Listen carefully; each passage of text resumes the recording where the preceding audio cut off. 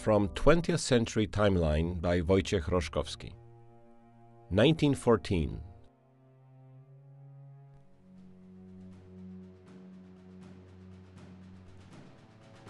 The root causes of the war that would engulf Europe and many other countries accumulated over many years, but the trigger was one spectacular event. On June 28, 1914, in Sarajevo, acting on behalf of an organization known as Black Hand, Gavrilo Princip shot and killed the successor to the Austro-Hungarian throne, Archduke Franz Ferdinand, and his wife.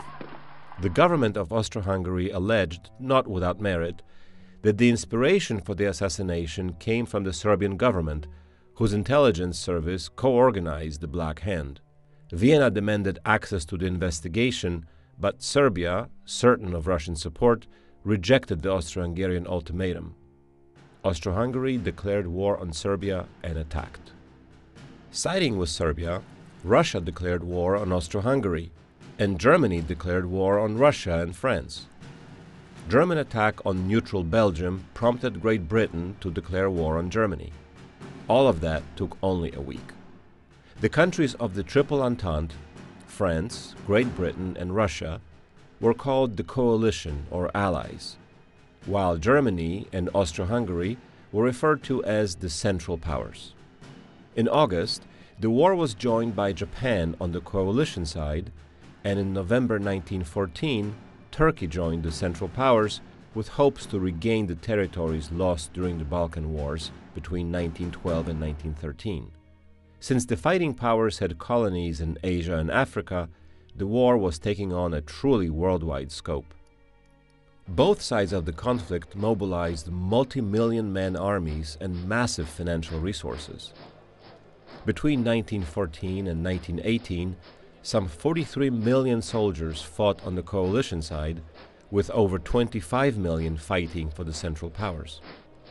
The war was characterized not only by great intensity, but also by vastly modernized or brand new armaments. The main weapons were rifles, including automatic rifles, hand grenades, various types of artillery, and gunships.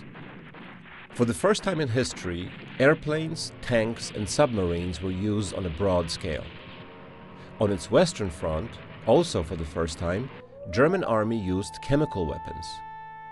The economies of the warring countries became war economies, entirely subordinate to the needs of the front, and the armaments industry experienced a boom.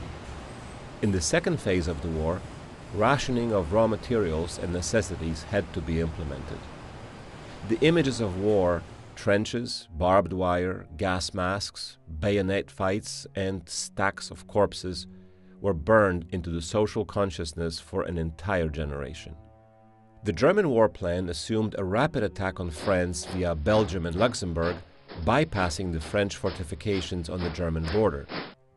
In August 1914, the German generals put the plan into action, counting on a swift seizure of Paris. Initially, it looked as though the plan might succeed, as the German army advanced to within 20 kilometers of the French capital. However, in September, the German attack was repelled in the Battle of the Marne River.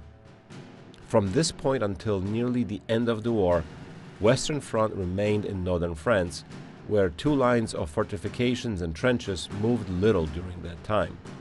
Troops stationed there fought bloody battles for every inch of land, literally bleeding out in the trench warfare.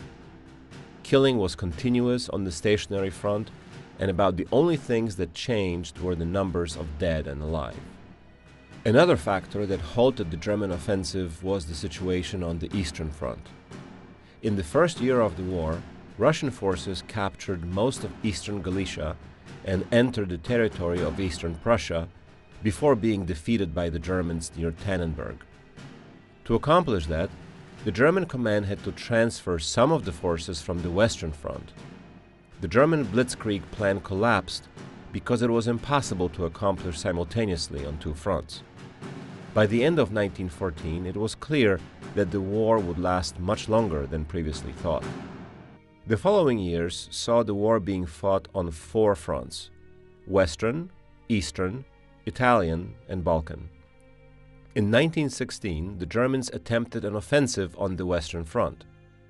From February until June of that year, the Battle of Verdun was fought, killing some 500,000 soldiers on both sides. The French, however, did not retreat. In June and July 1916, French and English armies attempted an offensive in the Battle of the Somme, but were also unsuccessful at moving the front line. In the spring of 1915, the Central Powers launched a great offensive on the Eastern Front. The front was crushed in May near Gorlice, and as a result, by 1917, the Central Powers armies captured territories from the Gulf of Riga in the north through Pinsk and all the way to Ternopil in the south. The area encompassed the entire Kingdom of Poland, Latvia, Western Lithuania, part of Belarus, and Ukraine. Despite the Russian counteroffensive in Galicia during the summer of 1916, the Central Powers were prevailing on the Eastern Front. In 1915, the coalition was joined by Italy, which counted on territorial gains on the Austrian border and on expanding its colonies at Germany's expense. The English-French fleet mounted an unsuccessful landing on the Gallipoli Peninsula, aiming to capture the Bosphorus and the Dardanelles Straits. After bloody battles, though, the Turks had the upper hand. Afraid that Russia would exploit the Armenians' aspirations for independence on the eastern border, the Turks preemptively killed 1 million Armenians in an unprecedented massacre. England and France, on the other hand, supported anti-Turkish sentiments among Arabs. On the Balkan front in 1915, forces of the Central Powers were able to neutralize Serbia. It happened after Bulgaria joined the war on the German and Austro-Hungarian side. The Bulgarians took Macedonia. Romania took the coalition side, although between 1916 and 1917, the Romanian forces had to retreat to Moldavia. The war was also fought at sea. The coalition forces blocked access to Germany to prevent delivery of raw materials for the industry. British fleet had the biggest role in this endeavor, including the confrontation with German fleet in May of 1916 in what became known as the Battle of Jutland at the entrance to Danish Straits. Between 1915 and 1916, neither side of the conflict was able to tip the scales of victory in its favor. Armies were bleeding out and becoming increasingly tired of the war. Gradually, the economic situation of countries engaged in the conflict was worsening, negatively impacting their populations. Having realized that penetrating the blockade, which was being used with greater and greater success by coalition's fleet, was becoming a matter of life and death for the Central Powers, in January 1917, the German High Command decided to launch an unlimited submarine war. From this point, over 100 German U-boats attacked not only military ships of the coalition, but also merchant and even passenger ships. The latter had an impact on the United States' decision to join the war on the Entente side in April 1917. It was a change of traditional American policy of not interfering in European conflicts. USA committed a huge amount of economic and human resources to war activities against the Central Powers, which in a longer perspective put them in a hopeless situation. Entente's forces were weakened on the Eastern Front. Russia, not coping well with the burdens of war, experienced 2 more revolts in 1917. The Russian Provisional Government, which took power following the revolution in February of that year, did not want Russia's withdrawal from the war. Indeed, in the summer of 1917, it attempted an offensive. That added to the ferment in the Russian army, which engaged in revelry much more than in battle. Desertions were rampant and officers were powerless. Following the October Revolution, Bolsheviks began peace talks with the Central Powers. Not wanting to accept unfavorable terms, the Bolsheviks broke the talks in January 1918, which resulted in an immediate new offensive by the Germans. It reached dangerously close to Petrograd, today St. Petersburg, and to Rostov-on-Don in the south.